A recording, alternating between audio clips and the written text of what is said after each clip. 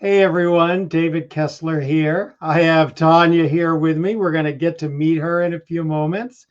All right, as you find your way, come on and say hello. I know it takes everyone just a few minutes to find us. I'm even going to see how long it takes me to find us here, which is always shocking that even I often am like, all right, how do I get to us? So say hello when you're in. Let us know where you're at if you want. Always good to see folks. All right. We've got hello from New York. All right. Hey, that's home. You're a Brooklyn girl, aren't you? I'm a Bronx girl. You're a Bronx girl. Oh my goodness. How did I do that? Yes. All right. Pennsylvania. Where you from, Pennsylvania? My mother lives in Pennsylvania. A couple people from Pennsylvania. Yep, we'll have a few people coming in. Yeah. Callie, hey. You're good with this live stuff. I can already tell. I don't even have to. I'll just have to say hello as we go here. All right. All right. I'm trying to pull it up here so I can get it on my phone. Hey there. You know what I don't like about my phone is I can't see on the screen the names, which is a drag. I'd always like to see the names, but I'll hopefully get it here in a moment. Okay. Welcome, everyone. Let us know where you're from, that you're here. All right. Bronx too, hey. All right, there you go. There you go. People are finding. Pam, you in Washington, D.C. or Washington State?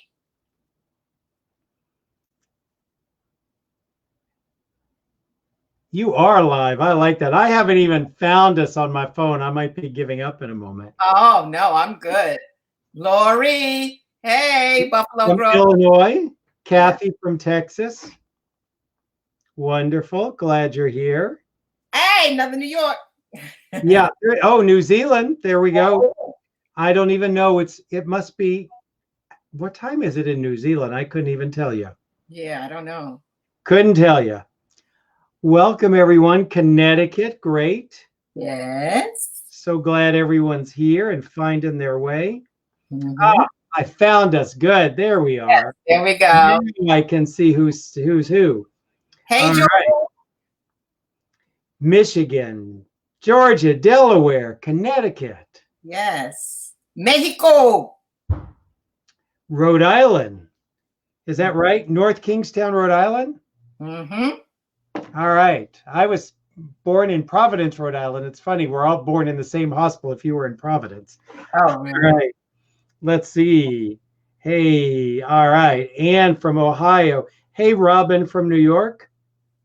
Good, good, good. People are finding us. I'm so glad. Yes. So David, Tanya from the Bronx, Pelham Parkway. I know where Pelham Parkway is. I grew up on 162nd Street in the Grand Concourse in the Bronx. It means nothing to me, but I know you two know what that means. It'll mean something to David. It'll mean something, right? Very good. Very good. Well, I'm so glad all of you are finding your way here. You can see I'm on with the amazing Tanya Wright and her lovely energy. Let's see. People are coming in still. I want to make sure everyone who wants to get in is getting in. So good, good, good. Yes. Welcome, everyone. So for those of you who may be new joining us, I go live every day at 1 p.m. and then come on in the evening with a guest. We're all here because of COVID-19 shut down the grief groups along with everything else. And I think it broke everyone's heart to think you might be grieving alone, whether you're struggling with a loss that's been around for a while, you were recently lost someone or lost someone to COVID-19. We want to make sure that you know you're not alone. So that's why we're all here. We have wonderful guests who come on in the evening. So one of the things that I like to do is just take a moment. We're all here because someone we love has died. And if I don't believe when they die, we quit loving them. And I certainly don't believe they quit loving us. So if we could just take a moment of silence in their honor to send them some love, if you would.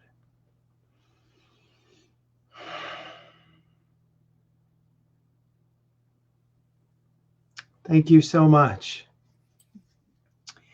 So I'm excited tonight. I have Tanya Wright here. You may know Tanya Wright from a lot of things. Love Tanya Wright in Orange is the New Black. You were Crystal. Yes. And you have had many, many other roles. You're an entrepreneur. You're a lot of different things. And you're a friend, which I really love. Yes. So I'm so glad that you agreed to come on and share your story and talk to us. So you're unfortunately in our world too. Tell us how you got into the world of grief. Well, I don't know if any of us gets into the world of grief with great enthusiasm. No. So about 16 years ago, I'm a native New Yorker, as I mentioned earlier. Hey, Yankee Stadium again. Native New Yorker. And many years prior, I moved out to Los Angeles with little more than, $300 in my pocket. I had worked my way up as an actor here in Los Angeles. I had just purchased a home, and I was settling down and really creating roots here in Southern California. And my dad was here helping me do some things around the house. And we got a phone call. And it was, I'm not sure who it was that called my father, but that my brother was shot and killed by cops in Pennsylvania. And I don't recall a lot about many years, subsequent years after. It was, I call it a very watery period in my life. It was where I just don't recall a lot of things, and the years sort of just sort of weave into each other. And has been far and away the most devastating time of my life. I am the oldest of four. And I took on a very maternal role with my brother. My brother was 13 years younger than me. My mom had me when she was very young. She was 15 years old when she had me. So as the oldest of four, and my brother was really like my child in many ways. I remember pictures of us when we were growing up. When I was growing up and growing sort of more out of the house, he was just sort of starting on his way. And my brother was, he was a good person. And he had lots of hopes and dreams for his life that we talked about. I'd like to think that I was a person in my brother's life, certainly within the family, that he probably felt very comfortable talking to freely. I'm an artist, right? So, we're pretty non-judgmental, very accepting group of people generally. And I always like to make it comfortable for people to talk. And my brother was very comfortable with talking to me, and I was very happy about that. It gave me great peace and solace. Shortly before he died, he actually came here to Los Angeles. And I remember very well, we had a really a long walk around the lake here. And it was when we were talking about our hopes and dreams. And he went back to Pennsylvania.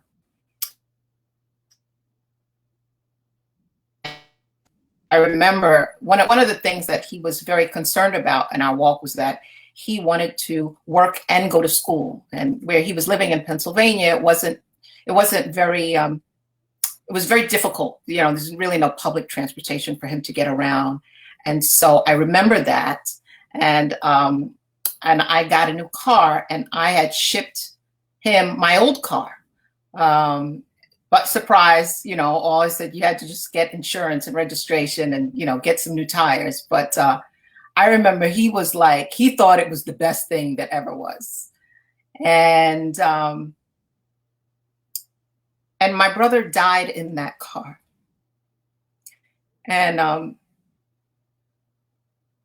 shortly after his death, there was an investigation. Again, he was shot and killed by cops. And I remember in the investigation, and they were trying to figure out how, what it was that killed him. And I remember thinking, God, I hope it wasn't the car, because he crashed into a tree after he was shot. And I think, and you used the word guilt, David, actually. I've never used that word, but I would say that that's the word. That was the word. That is the word. That has been the word. And after the death of my brother, I lost that house. I gave in the keys to my new car, and I kind of checked out for a while. My thoughts were that my brother wasn't here. Not very many. There wasn't anything that mattered. Certainly not physical things, right? The things that I need to live in the physical space. And to be honest, I became very interested in this world where my brother was. Unusually interested in this world. And I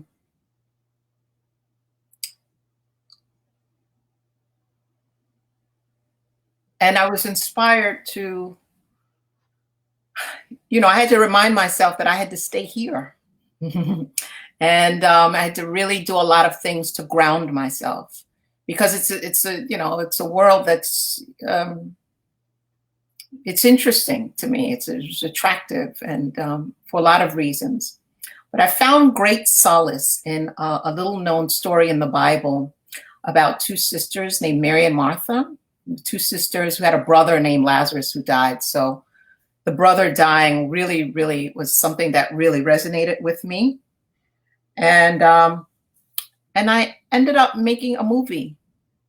It's called Sisters of the Pupa. It's about two women who take a road trip to meet a mythical medicine man named Lazarus who dies.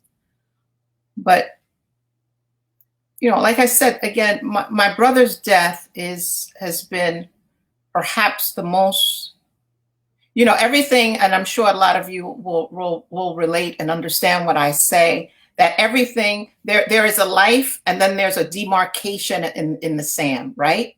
And so there's pre-Baron's death, and then there's post-Baron's death, and everything that happened when he was alive, and then there's another life.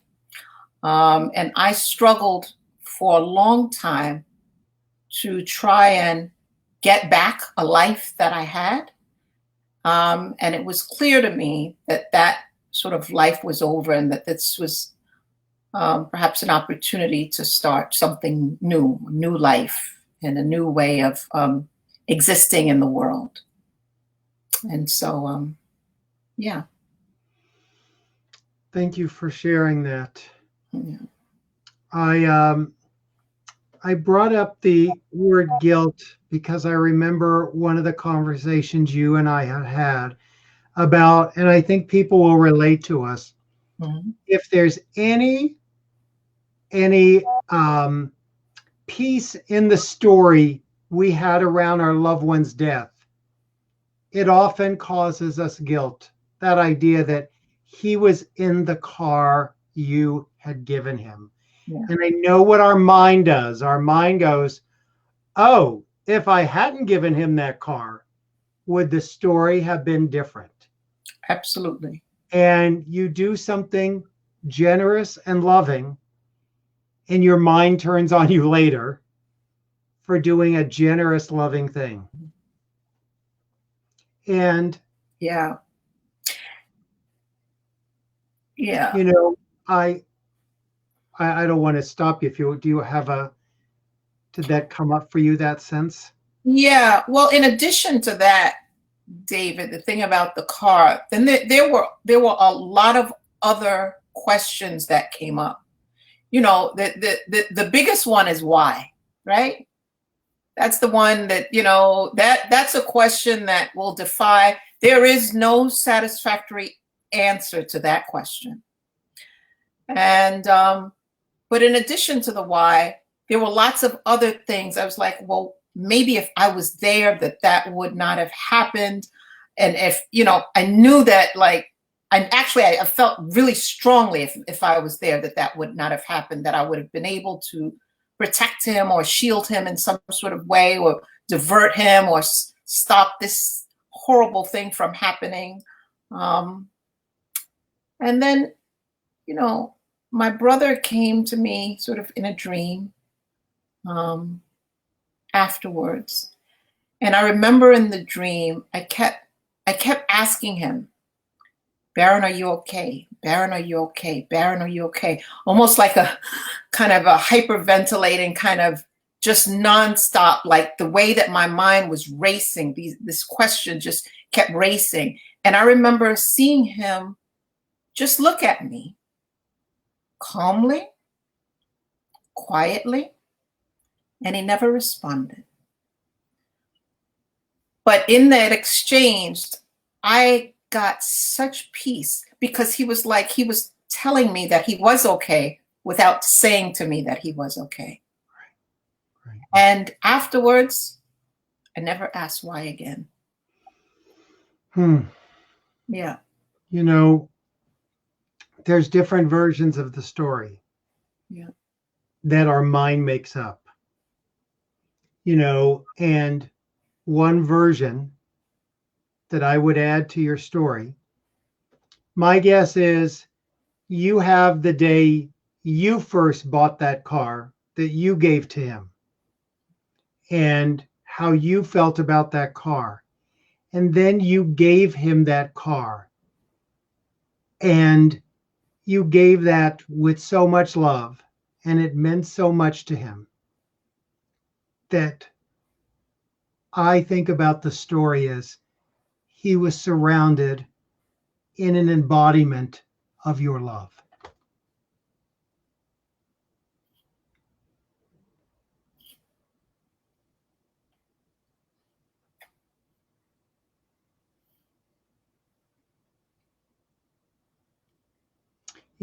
It's also, it's devastating in our country. I don't know what the circumstances were exactly, but it's no secret in our country that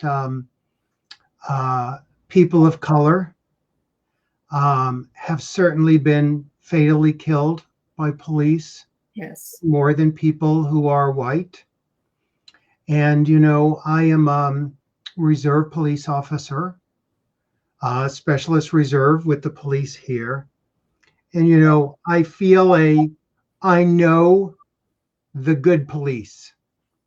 I know the people, the police who take an oath to protect everyone and keep our streets safe.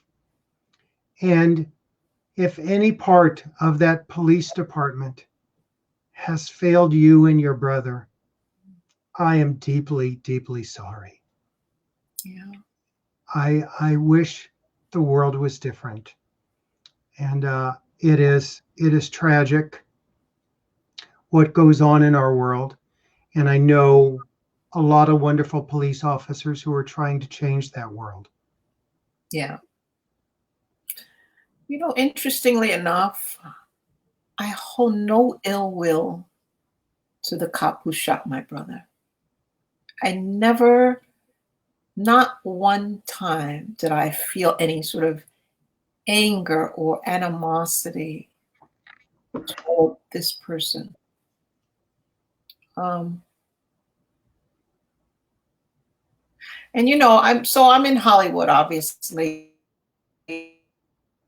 Hang on, you froze there. So in the creative field, and you froze there for a second. So I'll speak to you. Unfreeze for a second. It usually takes a moment there. And I just how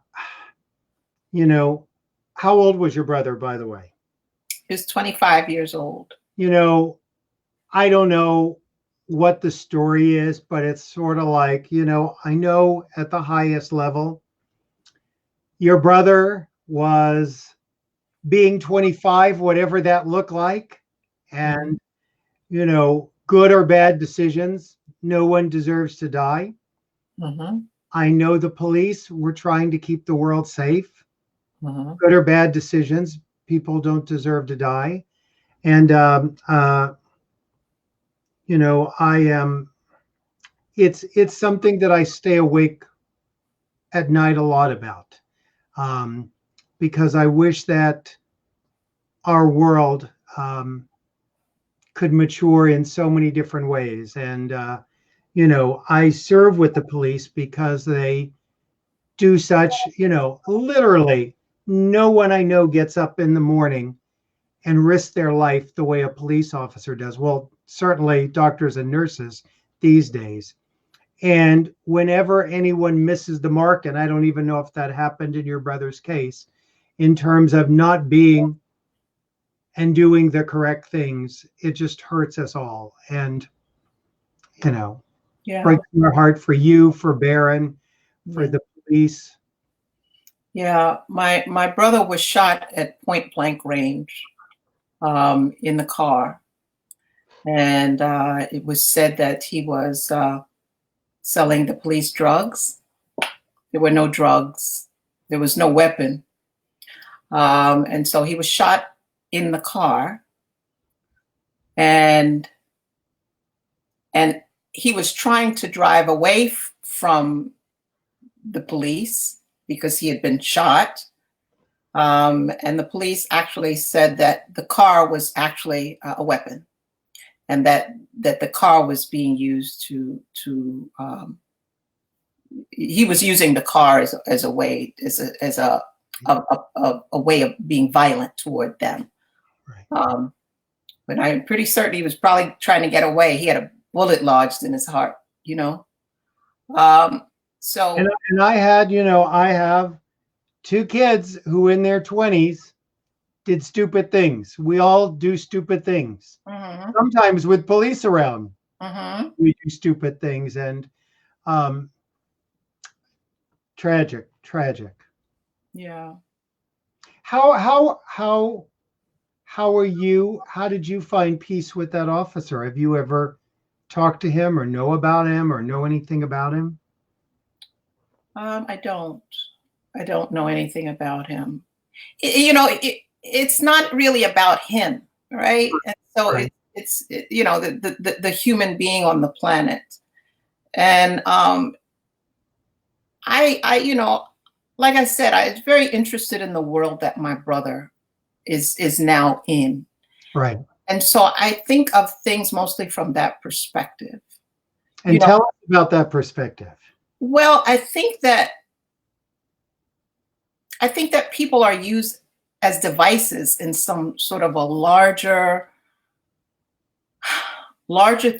thing that we don't know that much about. And as much as I would like to think that I could have stopped my brother's death, or somehow if I would have been there, it would have been different. I know on some level, on some deep, visceral, primal level, that I know that is not true. And so, there's that human construct. We get very interested in circumstances and the external and doing and that, but it's really, I think it's all a lot quieter and not what we think it is. And that world, after the death of my brother, that is so much trauma to take into your physical space that I actually, I harken back to that time in my life. I had to almost, I call it like hovering like a balloon. Like I had to kind of remove myself from the immediate sort of almost contact of that trauma and sort of float above it and sort of hover there, if that makes any sense. I know that might sound strange, but it was a coping mechanism. Right. because to take on that level, I would not have been able to take on that level of trauma directly. And so I had to almost view it from a bird's eye. And I remember that space, and I can still always really recall that space. It's this very familiar space to me, a space of lightness and just lightness. How did the movie, well, let me ask you, did the movie bring you some peace and healing? Yes. So I've got to say that, we all deal differently with grief, and there's no wrong way to do it. God knows there's no wrong way to do it. And I am so fortunate to have chosen a space, a creative space, where I allowed myself to exercise that energy. Right. And in a positive way for me that was healthy. But even more than that it would be able to help other people. And it will. And you are. You're sharing the story and talking to us. It's helping people right now.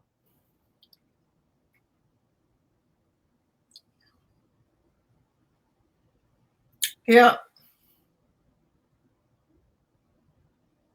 So, and I want to say to you, David, I have been so invested in this space because I know that grief is a topic that we don't as a society talk much about, right? People expect you to sort of get on with it. I mean, listen, I'm 16 years in, and it was like it was yesterday. Right.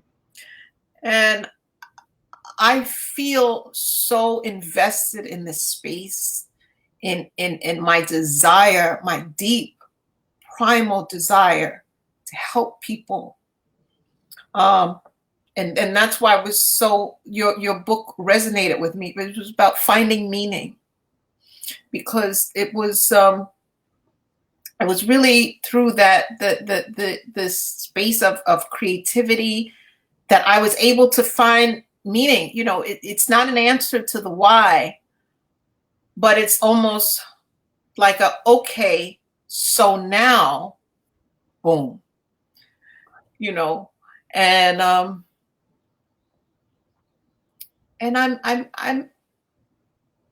I'm just deeply invested in this space. It's important to me, and I do feel like there's a lot to do here. So in addition to the movie, there'll be other things coming up as it relates to grief that I'm talking about.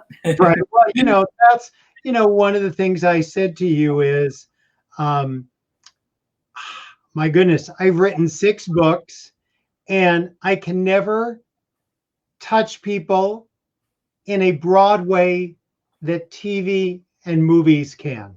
Right.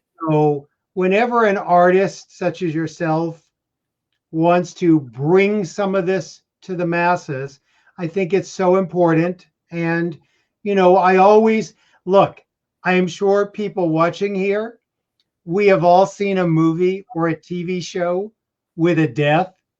And I've sat there and I've watched it and I went, yeah, the person who wrote that hasn't lost anyone. Right. No, they don't know. Nope. That's not how death happens. Nope. That's all an artificial story. Right. So when people who have walked through the fire want to come into this space, artist, and bring some light to this world and bring knowledge, I'm always so happy. Yeah. Yeah. I do feel like it's like, it is part of like my life's work. It's, it's purpose, and, it's strange to even think that my brother's death has given me, like, so pre-Baron's death, an actor here in Los Angeles, and I had done a television series, and I made some money, and so that was the way that I was able to do these things that I was doing. But after his death, and literally after losing everything, like everything I own, and I say the word loss, but when I think about it, I think, was it losing, or did I just sort of release it?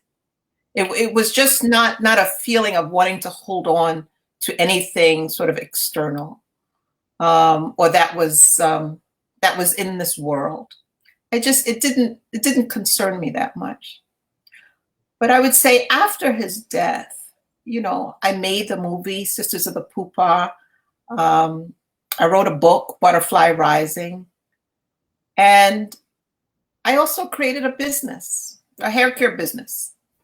And so I really, and all of those things it's called Harriet, by the way, Harriet. And so all of those things were inspired by the one sentence. And that one sentence was, okay, not one sentence, maybe a couple sentences. Right. So now that this thing has happened, Tanya, you're still here. Right. What are you going to do with the time that you have? And then as a result, there were so many things that were possible because of that moment, asking me, reminding myself that I was still here. Right. And that I and since I was still here, then that means I have some work to do. And so let me get to the business of doing that work. Because if my brother cannot be here at 25, this is not anything I would have expected, that would be presented in my life. Any stretch, prior to my brother's death. And I remember so well someone asking me this one thing. And they said, Tanya, what is the thing that you fear the most? And I'm a pretty tough girl, right? I'm from the Bronx. You know what I mean? I don't think a lot about fears in life. I think about, let's get it. You know what I mean? Like, let's get it done. Climbing mountains, setting goals. I'm a very hard worker. I'm a very disciplined person and extremely focused. When they asked me that question, I thought, what would be the worst thing that could happen? And I said, if something happened to a member of my family, that would be the worst. And so the worst has happened. And I am still standing. I am still here. And what do I have to do? And I got a lot of clarity about that. And my life expanded in a way. It really expanded. And I want to dive into that. Yeah. So, it's interesting. I had that time after my own son died that I really said to myself, my son loved my work. He would not want my work to constrict because of him. He would want it to expand. Tanya, there's a lot of people who watch these, and they're right with you, right up to the point you say, and I'm still here. What am I going to do? There's a lot of people who are here who would say, I can't go on. There's no point now that they're gone. Everything's ruined. Yeah. How would you help them see their life still holds a story. Yeah. And their life is still as precious as the person who's died. Yes. And that they could live a life in that person's honor. What is there anything you could think of to say to them? Well, there are two things that immediately came to mind. And I would say, I would encourage them to find whatever space that you can find in yourself, and we all have different words for it. And again, there's no wrong word. Any word, God or spirit or self or universe or being or space or whatever it is, that space that gives you peace, that is ever present, that is not changed by any external circumstance. If you can find that space and listen to it, that would be the first thing that I would say. The second thing I would say, and it has mostly to do with your last sentence about honoring the person.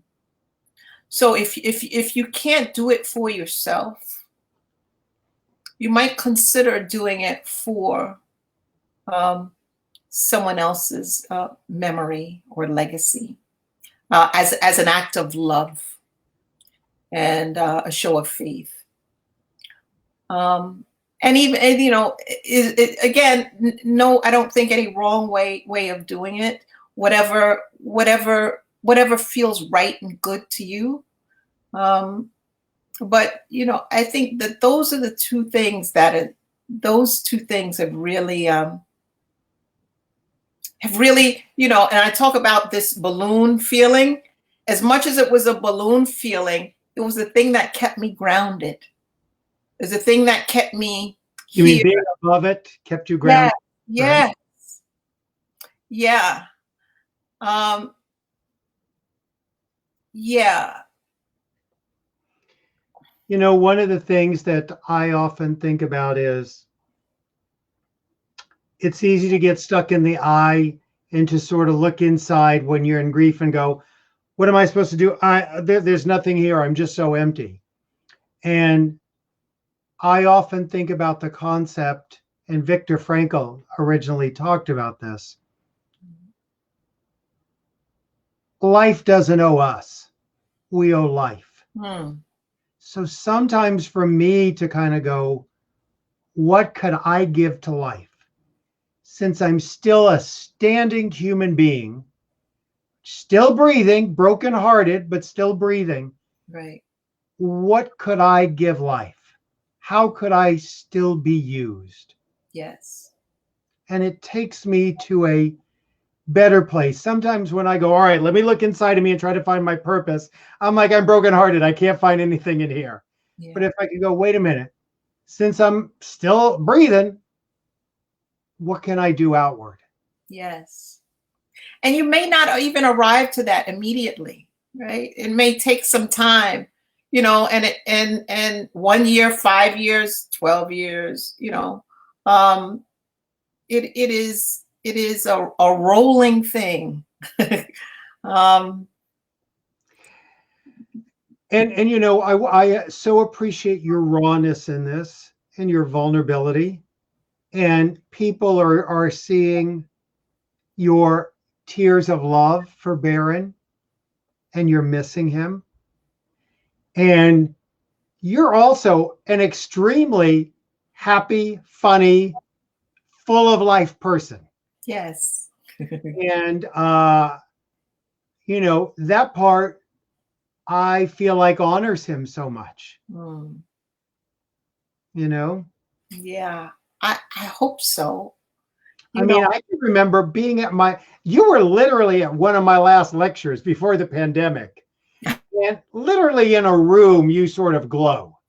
You know, it's like there's Tanya just smiling and taking it all in. Yeah. Well, you know, in some way, yeah, I really enjoyed that day with you. You know, I didn't know what to expect. So I I just, you know, when you invited me to come, it was something that I was like, yes, like this is really wonderful, because, you know, I've already identified this as like purpose, like life's work, like this is your space. And so this was another way to understand the space. And it was such a wonderful day. And if grief can be inspiring to people, you know, it's possible. You know, if you could just leave just a piece open, just to just that it's possible. It's not like you have to necessarily do anything. Just maybe entertain the thought that it could be possible. Well, and for someone on the outside hearing, wait a minute, you went to a day of grief with a grief expert and it was enjoyable, wonderful, funny. What? How's that? It was wonderful. It was, I met so many wonderful people. We shared our different stories about our loved ones who had died. Many of them obviously were therapists or people in the community. And, you know, it was a wonderful day because, you know, there are certain topics that I think when you talk to people about, like grief or dying, you know, there's something that drops away from any sort of facade or any sort of external thing. It is a very intimate subject. And I feel very comfortable there with intimacy and authenticity. Right. You know, and it's so funny that we're on social media, right? Because I like, you know, I don't think I'm like that good on with the social media, right? So, but because I am a person who really, I feel like I live in the space of let's drop the shit. You know what I mean? Let's just talk real. Right. What's really going on, and I like connecting with people in that way. Well, I'll tell you what works on social media is being real, being loving, and being vulnerable, and showing us your happiness and your sadness and all of you. So you got it. Anyone want to ask Tanya any questions here? Lots of really sweet comments. And if you have a question for Tanya, good time to write it. People are sending you love and prayers. Tanya, your smile's beautiful. Thank you for sharing your heart. Carla writes, grief is intimate. Shannon says, thank you for sharing your brother and his heart and your purpose. Sandra says, we all feel some pain. Yes. Let me scroll back and see here some questions. Yeah. And we have so many other people who are watching tonight. Beth Segeloff's on, who talked the other night about her fiance dying. That was really beautiful. Tom Zupa's here, who shared his gift. So I love that the people who are showing up, we're all sort of finding community with one another. That's wonderful. All right, let's see here. So Kathy says, my brother and only sibling passed away July 6th. Tomorrow is his first angel birthday. He was my best friend, my cheerleader, my protector. I've lost my identity. I feel so lost without him, and my heart is broken into a million pieces. I'm consumed and overwhelmed with grief and anger because he suffered and was an honorable and kind man. Tanya, I feel your pain, and so much of what you're saying about sibling loss resonates. How were you able to move forward without your brother and find happiness? Oh, boy. Kathy, is her name? Mm-hmm. Yep. Kathy. First of all, I got to say, I am so sorry about your brother. I know what that feels like. I know what that feels like. I think that the answer is actually your how were you able to move forward without your brother and find happiness? The thing is, I'm not moving forward without my brother. My brother is here. I'm certain he is here. even now. I liken it to a form that, because I'm human and here we are living in the age of COVID, right? In this sort of human existence. But I know that energy doesn't die, and so I know that my brother is here. I know that my brother may be in a form that with my human eyes, I can't see him. But Kathy, if you can go inside that place that I talked about earlier, I think you will find your brother there. And so, and also, I don't know, Kathy, if you have any siblings. I have 3 other siblings. And the way that I think also about my brother's death is like, you just imagine yourself just sort of walking down the street, right? Without a care in the world, birds are whistling, you're looking at the clouds, walking down the street, do, do, do, do, do, do, do, do, do. And then someone says your name, Tanya. You turn around and they've got a sickle and they cut your arm off. It's like, oh my God, what you don't even know what's going on. You don't even know if you feel do you feel the pain after you've had your arm chopped off? After the blood and the just the shock, the shock and the trauma can take you out of your mind. But that arm, that was my brother. Like, this is Tanya, this is Sheena, this is Clinton. Those are my other 3 siblings. And this is Baron. Just because someone sickled it off doesn't mean, that arm will never grow back. It just means that I only have 1 arm and I have 2 legs. And so therefore I have to adjust. That's, for me, I'm a 3-legged stool instead of a 4-legged stool, and it's just different. And the other thing is, Kathy's brother died July 6, 2019, which in grief terms is like day before yesterday. Yes, it is the day before yesterday. Kathy, for years after my brother's death, I could not make sense of it.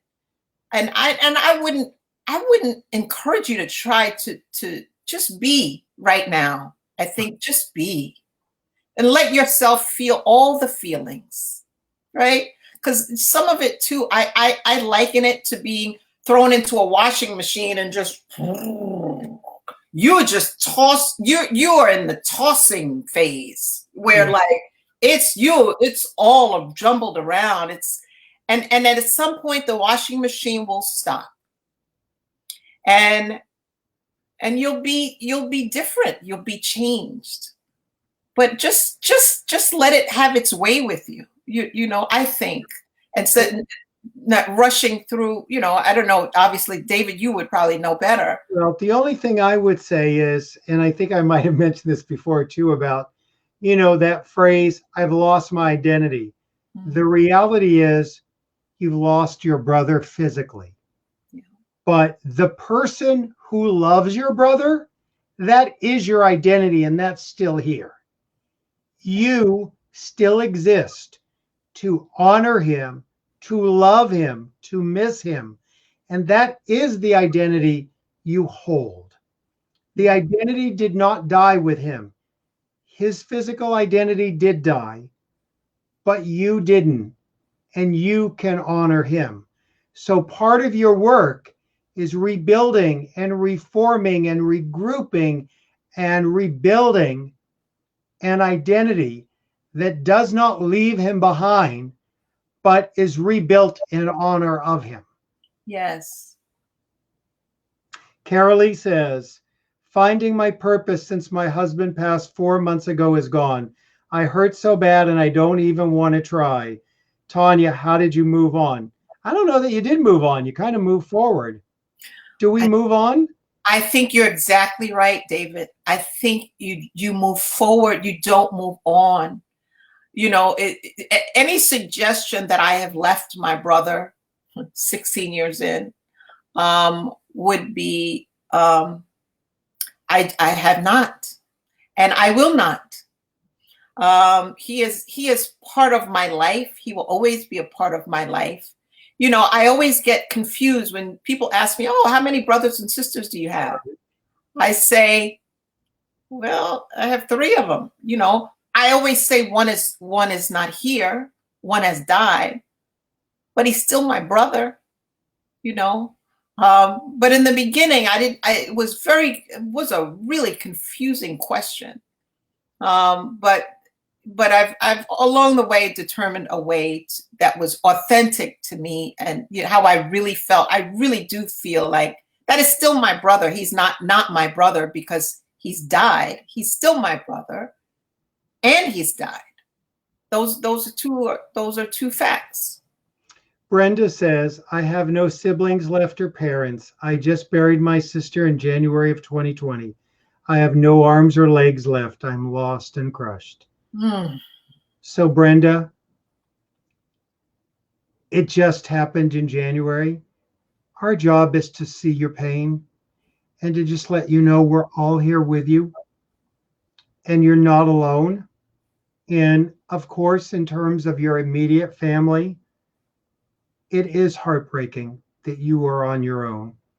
And I hope that you will be here with us so that you can find ways to honor all of them and the time any of us have left here. Sherry says, as a mom, having a front row seat to my living son's grief over the death of his only sibling and brother is so heartbreaking. I step out of my mom grief often when I see us hurt. Any advice on supporting him as a mom?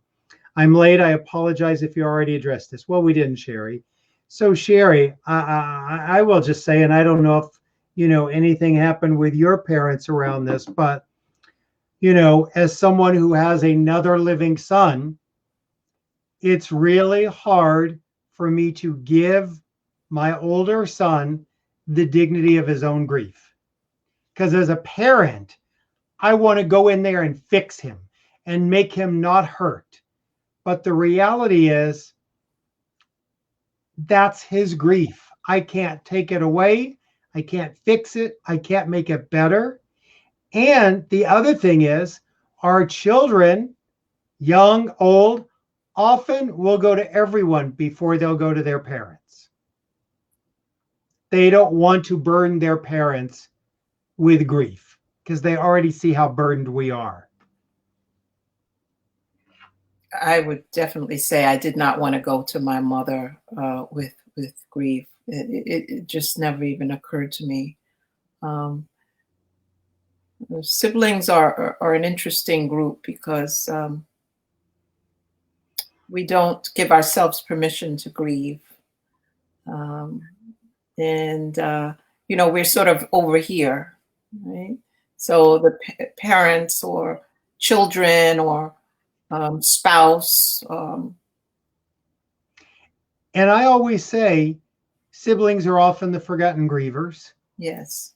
You know, when you say that your brother has died or your sister has died, siblings have told me the first question they get is, oh my gosh, how are your parents? And, or the other question is, oh my goodness, your brother died. Were you close? Yeah. I need to know if you were close before I like give you some sympathy. Yeah. And we don't ever say to, you know, a parent who's had a child die or a person who's had a parent die, were you close? We're always like, oh my gosh, that's heartbreaking. So I so appreciate you being here and talking to us about sibling loss. And let me tell you, you are someone, when we talk about finding meaning, I know you're going to be finding meaning that you're going to be sharing with all of us. Yes, I look forward to it. And like you said, David, I really am, you know, who knows how long we all have here on this planet, right? And so I really try to find the joy in the things, even the things that cause me pain. I'm really good at making lemonade out of lemons. I like that. I even try to find joy in the things that cause me pain. Wow. Yeah. Yeah. And, we talk about it, whether you use the term collateral beauty or seeing, the beauty of a sunset and in the darkest of nights or whatever, that, there always is some light in the darkness. Yes. So I so love you sharing yourself with us. Tell people who want to find you, want to know more about you, want to be in touch. Sure. So actually, I just wrote everything out here so you can see where I am. Facebook, you're Tanya Wright. Twitter is Tanya T. Wright. Tanya T. TT is what my grandmother called me. Tanya T. Wright. Yes. Instagram, Tanya I. Tanya is hair. Right. And Harriet.com, right? Harriet, yeah.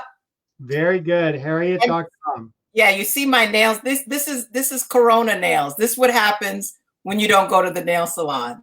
It's a very real thing. But anyway. It is. We're all deteriorating together here. Yes. Oh my gosh. What a rip. Yeah, believe me, I'm gonna be on a diet after this and some other things. Tanya, I love your energy. I love you being here, and I love your vulnerability. We're going to be seeing more of you in the future. Yes. So thank you for being here. Thank you, David, for having me, and kisses to all of you out there. And I'm sending so much love, and thank you so much. Thank you. So for all of you who are here for the first time, just know I go live every day at 1 p.m. Pacific, 4 p.m. Eastern. Then in the evening, we have another guest all the time. Going to have a bunch of different guests. All these folks are showing up because you matter, because your loss matters, because we know in COVID-19, we don't want you to feel like no one cares and you are grieving alone, because we do care.